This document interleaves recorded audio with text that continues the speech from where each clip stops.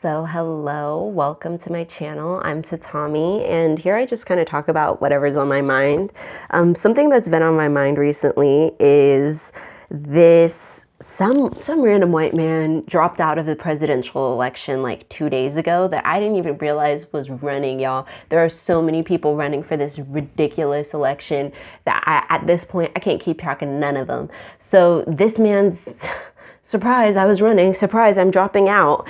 And on his way out, he's being interviewed, right? He's announcing this. He's being interviewed on the news.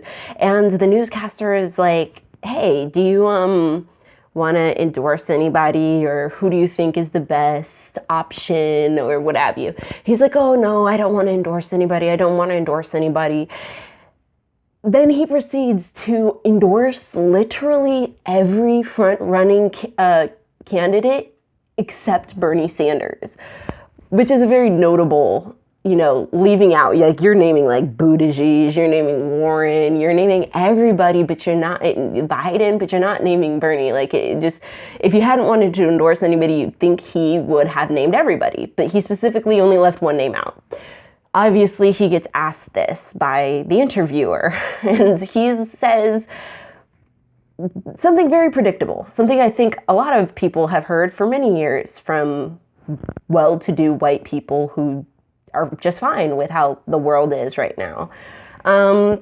Basically, he was scared of an overhaul. He's like, it's just not time. It's just too much right now. It's just, we can't do all this. He's trying to redo the system and reconfigure the whole, and it's like, wow, y'all. The people in power will never be ready. That's the thing that we have to remember, is they will never be ready. It will always be an inconvenience to them. It will always be the wrong time. This country has needed an overhaul since its inception, right? We all been saying this. People of color, Black people, oppressed people have all been saying this. It's needed an overhaul since its inception. And you think the longer we wait, the harder it's going to get. But that's exactly what we've been asked to do for hundreds of years. Wait, just let me continue having a good time. Let me continue to build wealth. Let me continue to have these cushy jobs, this cushy atmosphere that I live in. And no, let's not redo everything. Let's not all get health care that, these things devastate us. They devastate us financially. They devastate our families when we're losing people that we shouldn't lose. And, I personally can think of people who I'm like, if only there wasn't a hierarchy of insurances when you were in the hospital, so that they only treat certain people well. Even if your insurance pays for everything, if you're on Medi-Cal, they will act like you are not shit unless you have family who's there daily taking time off work to make sure they know that there's somebody looking out for this person. You know what I'm saying? There's such a broken system at place that it is disgusting to listen to people be like, just take more time. The time isn't now. No, the time is now. The time is 50 years ago. We needed health insurance. We needed America to pull itself together and start taking care of itself and its people, and stop being willing to die of cancer rather than let Black people and people of color have health insurance, have the ability to have this. That literally every time that the health insurance has been